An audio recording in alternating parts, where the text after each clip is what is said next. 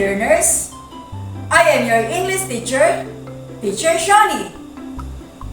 Today, I will discuss the most essential learning competency on summarizing key information from a text. Learning objectives. Identify the main idea and supporting details of the story. Explain the plot structure map. And use graphic organizer to summarize key information from a text. Let us start with our initial activity on analyzing its sentences that conveys an idea related to summarizing. True or false? Write true if the statement is correct and false if it's not.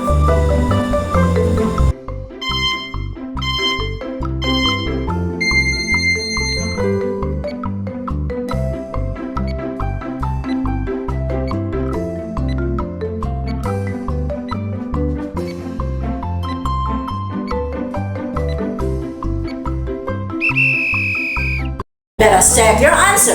True, true, true, false, true.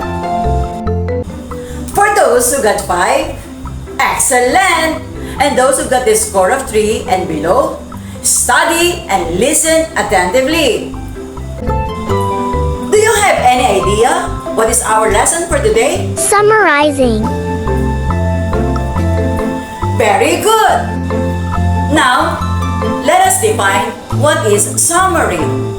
A summary is a brief review of the main ideas and key supporting details of whatever text you're reading. When you summarize, your main goal should be include only enough information to convey the gist of the text. Take note, it should always be much shorter than the original one. Summarizing is focusing only on the main ideas, the keywords or phrases, and any important supporting details. Very rarely, ideally, never, will you use direct quotes. Steps on how to summarize. Number 1, read the text to better understand the main idea. Number 2, break down the text into sections.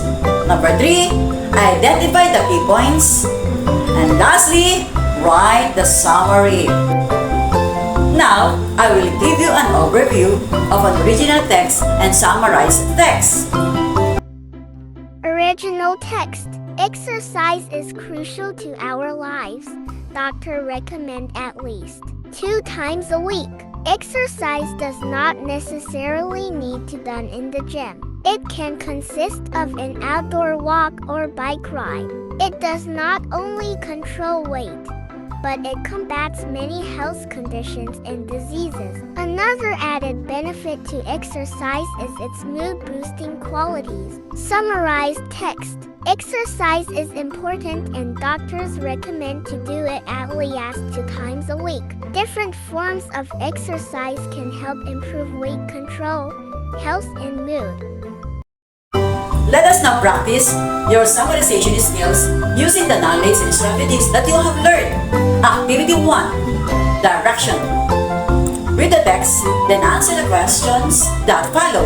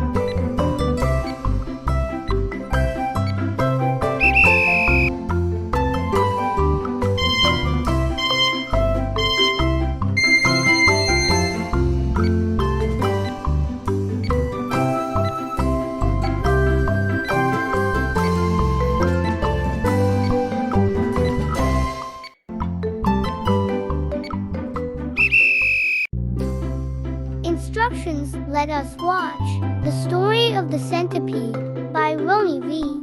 Diaz. The Centipede by Ronnie B. Diaz. Delia and Eddie were two siblings who always argued and never met in a certain point of their relationship. Eddie was the youngest brother and Delia was the eldest sister. Both were orphaned from a mother. It was only their father who lived with them and pacified every time Delia would do something against her brother Eddie, a negative trait that she would repetitively do to her brother. For she knew that their father was always on her side and favored her. Eddie could do nothing than to stretch his patience and go with her sentiments, for she was diagnosed with a very weak heart and was forbidden to be upset and not advised to be stressed. Things happened in 5 consecutive events where Eddie could not bear anymore. When he saw Delia, he stabbed the eye of his dog Beryuk with a stick. He was so helpless and wanted to cry, for his dog screamed in pain. It was his father who asked him to keep Beryuk. They found him in the forest when they had seen hunting together. Beryuk and Eddie became friends, and his dog would always go with him in the field to get quails. Delia told him that she did not like to see his dog, and she twisted his ears. Eddie did not cry nor protest. He told to himself that his sister Delia was the meanest creature he had ever known. Next was when he broke the leg of her doll. He accidentally slipped when he stepped on the fresh banana on the floor. Delia took the doll from his hand as he tried to hide. Delia shouted at him, and she was furious and pushed him against the wall of the hut, which collapsed on him. Eddie thought that everything he liked she would always destroy. He could not please her in every way he did. This time, his collections of butterflies were burned and thrown in a trash bin. Delia dumped his butterflies and reasoned out that his butterflies were attracting ants. The worst was when Delia asked Berto to chop his pigion's house. There was nothing that could please his sister Delia. Eddie found Berto cutting wood and handed him a big centipede, for Berto knew he would like it. Now Eddie had a chance. He planned something for Delia. He threw the centipede on her lap, and Delia collapsed. She almost died of fear. But Eddie was bothered by his conscience and confessed. He was sorry for his sister Delia. The only thing he knew then, when he was born, their mother died.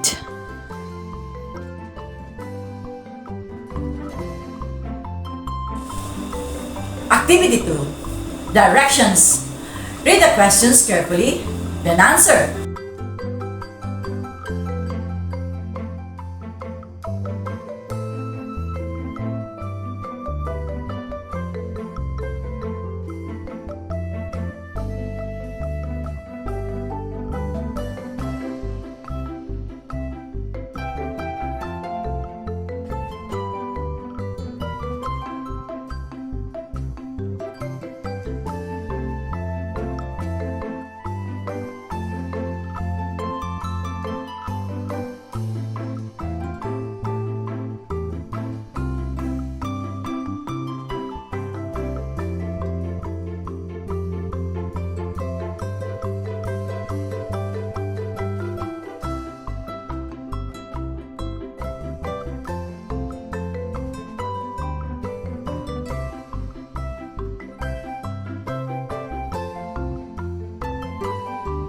Minutes left.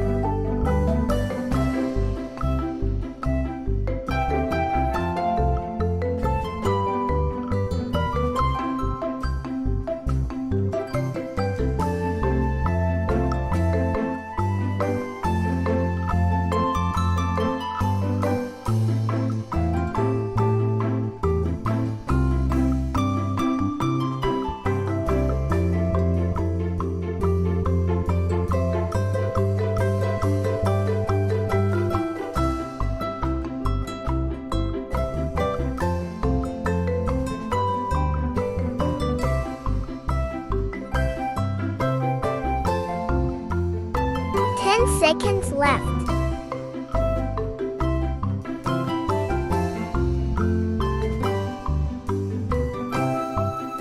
Time's up. Activity number 3, directions. Using a graphic organizer, sequence the events in the story, The Centipede by Ronnie B. Diaz.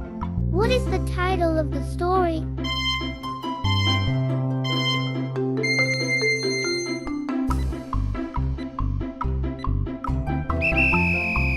The Centipede.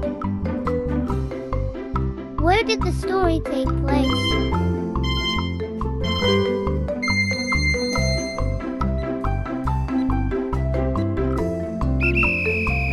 Eddie and Delia's house. Who are the characters in the story?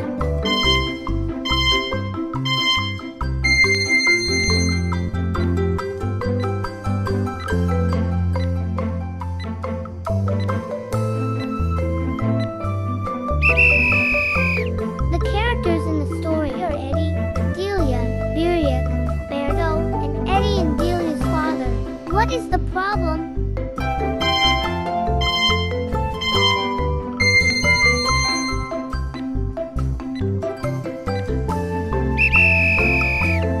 Eddie's older sister Delia is always mean and hateful towards him. What are the events in the story?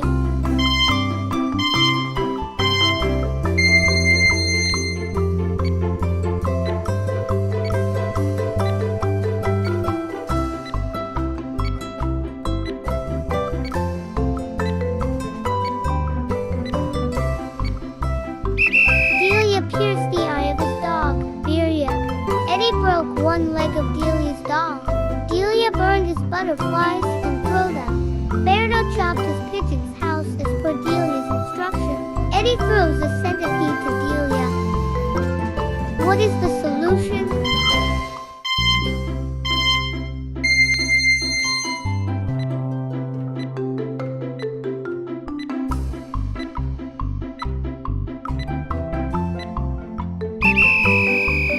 Eddie was bothered by his conscience and confessed he was sorry for his sister, Delia. Instructions. Let us watch The Legend of Maria Magdalene.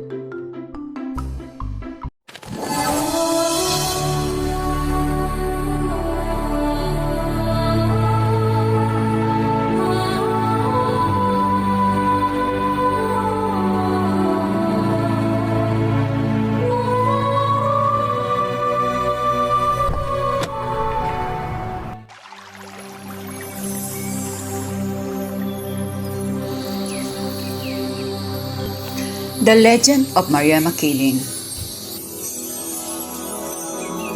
Once upon a time, a diwata lived in a mountain of Laguna.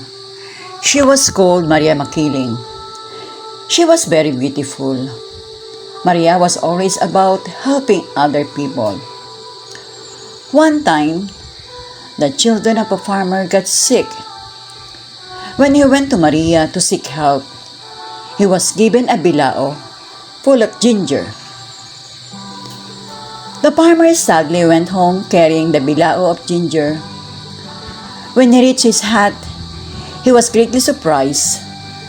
The ginger had turned to gold. Because of Maria's kindness, the town folk had grown to love her. Maria was a great beauty. She had many suitors who were rich and powerful, such as Captain Lara and the rich adventurer Joselito, and many others. Secretly, Maria Makiling favored a poor farmer named Juan among all her suitors because of his simplicity and humility. As time passed, her suitors became more and more impatient and demanded that Maria tell them whom she loves. So the diwata was forced to promise, "By the night of the full moon, I will tell you my answer." When the night of the full moon arrived, all of her suitors climbed up the mountain to know her decision. But they were all disappointed when Maria told them that it was Juan whom she loved. The suitors went away very angry with Juan. Captain Lara and Joselito thought of a plan against him. One day, all was surprised when a huge fire burned a wooden building guarded by Captain Lara with the help of Joselito. They blamed the fire to Juan, who was tortured in the prison. On his dying moments, Juan was still calling the name of Maria Makiling. It was heard by the Diwata, so she quickly went down her mountain. But Juan was already dead. When Maria arrived, and all Maria could do was to cry endlessly beside Juan's dead body. The next day, Maria Makiling was gone and was never seen again by the people.